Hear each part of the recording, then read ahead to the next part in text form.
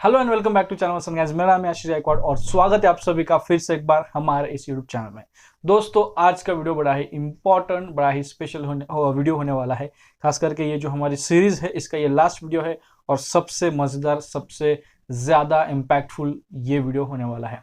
तो ये है हमारा एपिसोड का हमारे सीरीज का एपिसोड नंबर 13, जिसमें मैं आपको मेरी strategy, my strategy is what I am going to share in this video. मैं अप्लाई करता हूँ एम्स नॉर्सेट के लिए और मेरी स्ट्रैटेजी क्या रहेगी। मेरे पास सिलेबस है, मुझे सिलेबस पता है, मैंने देखा है कि एग्जाम पैटर्न कैसा है वो भी मैंने समझ लिया है, सिलेबस एग्जाम पैटर्न समझ लिया है। उसके बाद प्रिपरेशन कैसे करना है वो भी मैंने समझ लिया है।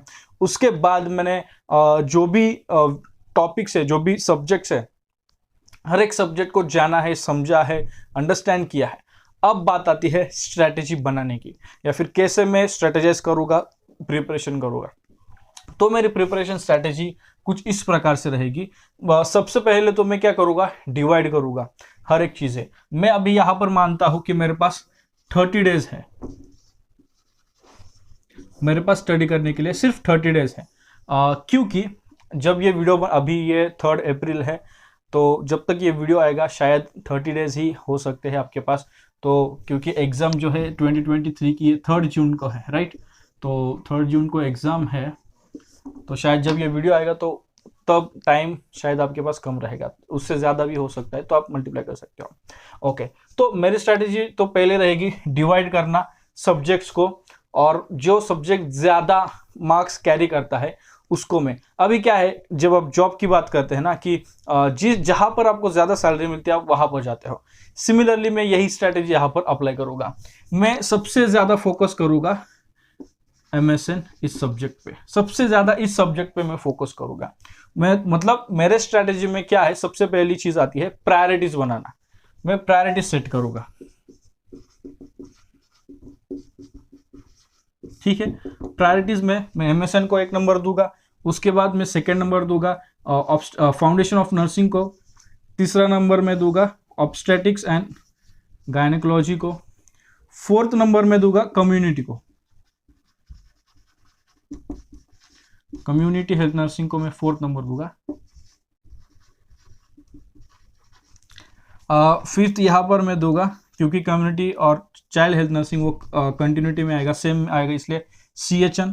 फिर उसके बाद मैं 6th दूंगा आपका जो है MHN। 7th नंबर पे मैं अलाइड जो सब्जेक्ट्स है,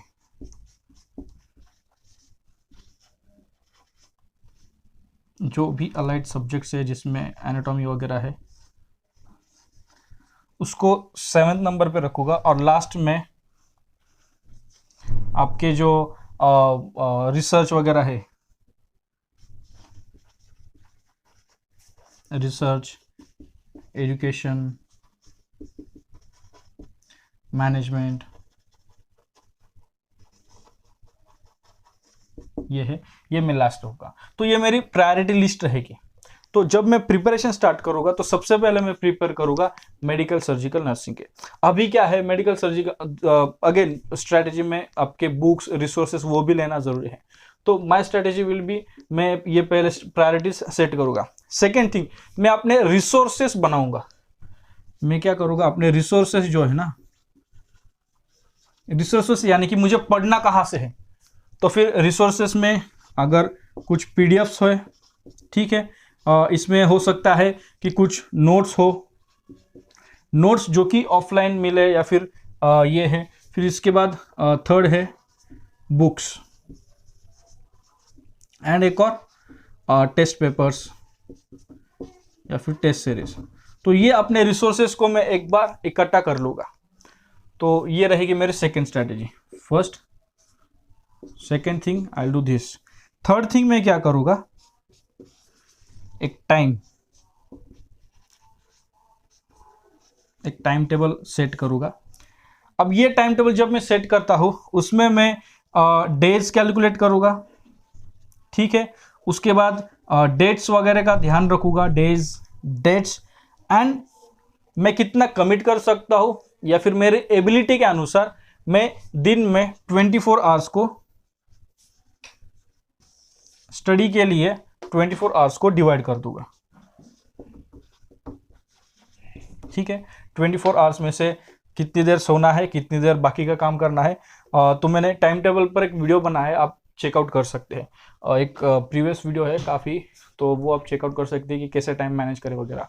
तो वो चीज़ मैं करूँगा डिवाइड करके, फिर दिन में 7 to 8 max to max 7 to 8 hours में, या फिर इससे ज़्यादा।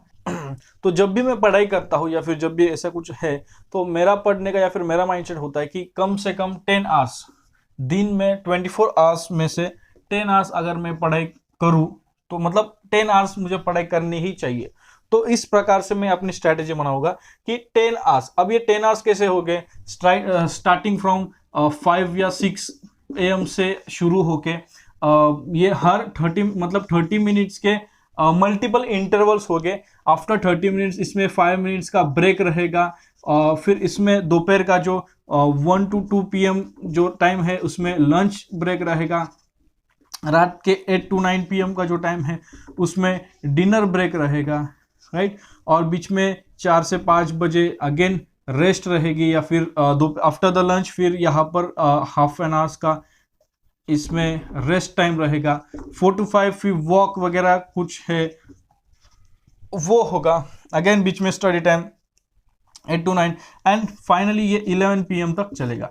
11 के आगे मैं 1 मिनट भी स्टडी नहीं करूँगा या फिर कुछ नहीं करूँगा। 11 PM बस वहाँ पर time to go to bed, sleep. 11 के आगे कुछ नहीं है। और यहाँ पर 5 या 6 बजे उठ के, तो इस पूरे टाइम में मैं इस प्रकार से स्टडी करूँगा। और जो स्टडी हॉल्ट मेरा रहेगा 30 मिनट्स का, 30 मिनट्स के बाद फिर 5-10 मिनट में ब्रेक लूँगा एंड अगेन फिर से दूसरा जो इंटरवल रहेगा उसमें मैं स्टडी करूँगा। तो इस प्रकार से ऐसे करके पूरा मैं 10 आवर्स, एटलीस्ट कम से कम 10 आवर्स, उससे नीचे नहीं। उससे ज़्यादा जितना होगा अकॉर्डिंग टू मूड पे डिपेंड करेगा या फिर एबिलिटी पे डिपेंड करेगा, बट 10 आवर्स कम से कम मुझे पढ़ना है। ये मेरी स्ट्रैटेजी रहती है या फिर ये मेरी स्ट्रैटेजी है, ठीक है। तो अकॉर्डिंगली मेरे सब कुछ अभी ठीक है, ऑन पेपर सब कुछ रेडी है। मैं प्रायोरिटी सेट किया, मैंने रिसोर्सेज आपने ले लिए, टाइम टेबल मैंने बना लिया। अब ये जो 10 आवर्स में देने वाला हूँ, इन 10 आवर्स को कंसिडर करके, और ये जो 30 डेज मेरे पास बाकी है, इन 30 डेज को कंसिडर करके, एंड अगेन इन जो सब्जेक्ट्स है वो इस एग्जाम के लिए इन सब्जेक्ट्स का वेटेज को कंसिडर करके मैं हर एक सब्जेक्ट को कुछ डेज असाइन करूंगा। जब मैं MSN की बात करता हूं तो मैं 4 to 5 डेज यहां पर असाइन करूंगा। वहीं पर फाउंडेशन ऑफ नर्सिंग के लिए मुझे पता है मैं कितना कर सकता हूं, मुझे पता है इसका सिलेबस कितना है, तो मैं 3 दिन में फाउंडेशन ऑफ नर्सिंग के लिए मैं प्रिपेयर करूंगा। यहाँ पर OBG के लिए मैं 2 दिन दूंगा, कम्युनिटी हेल्थ नर्सिंग के लिए मैं 2 दिन दूंगा, CHN 2 days, MHN 2 days, allied health है यहाँ पर मैं 3 दिन दूंगा, और ये तो क्या है, एक दिन किसी भी एक दिन में हो जाएगा। तो अगर हम काउंट करें 5 + 3 8 + 2 10 12 13 14 15 16 17 18 19 और एक है 20, 20 दिन होते हैं, राइट। 20 डेज होते हैं। अब इसमें लास्टली में जो प्रायोरिटी में ऐड करना है वो है हमारा जनरल अवेयरनेस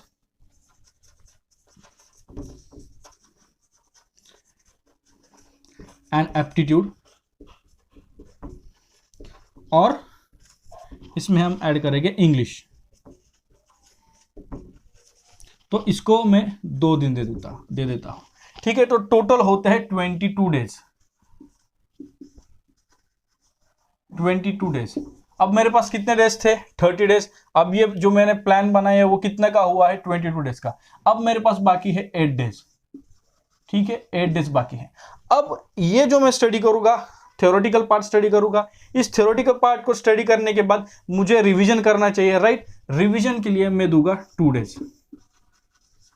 अब देखो, हाँ, ये 2 डेज में कैसे दे रहा हूं, ये मेरा पूरा प्लान है। बीच में लंच ब्रेक है, बीच में वॉक वगैरह फ्रेश होने के लिए, 8 to 9 फिर डिनर है, उसके बाद फिर से पढ़ाई। तो एटलीस्ट 10, कम से कम 10 आवर्स में स्टडी के लिए असाइन किया है। तो वो अगर मैं पढ़ लूँ ना, उसको अगर मैं ये कर लूँ, तो रिवीजन करने के लिए ये पूरे सब्जेक्ट्स 2 दिन काफ़ी है। मैं कर लेता हूँ, मुझे पता है मेरी एबिलिटी क्या है, तो 2 दिन में मैं रिवीजन कर लूँगा, ठीक है। अब मेरे पास बाकी है 6 डेज। अब ये 6 दिनों में से मैं अगले 2 दिन क्या करूँगा, आपका जो प्रीवियस ईयर के क्वेश्चंस है ना, उसे प्रैक्टिस करूँगा, ठीक है। अब मेरे पास बाकी है 4 दिन। तो ये 4 दिन में से 3 दिन जो है मैं मॉक टेस्ट दूंगा, 3 दिन लगातार मॉक टेस्ट जितने हो सकते हैं उतने मॉक टेस्ट में दूंगा। अब बाकी है एक दिन, राइट, एक दिन। अब ये इस एक दिन, 3 दिन, आई थिंक ये 3 दिन भी नहीं, मैं यहाँ पर 2.5 ढाई दिन में दूंगा।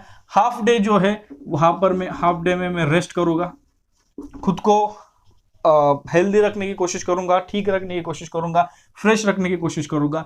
और एक दिन जो है वो मेरा ट्रैवल डे रहेगा।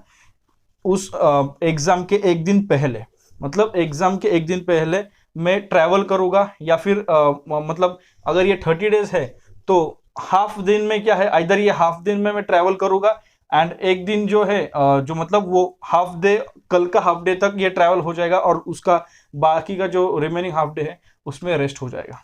ठीक है, तो इस प्रकार से ये मेरा 30 डेज पूरा मैनेज है। इसमें स्टडी भी हो रहा है, इसमें स्टडी भी है, प्लान भी है, रेस्ट भी है, फिर क्या है, डाइट भी हो रहा है एंड इसमें व्हाट डू यू से ट्रैवल भी है,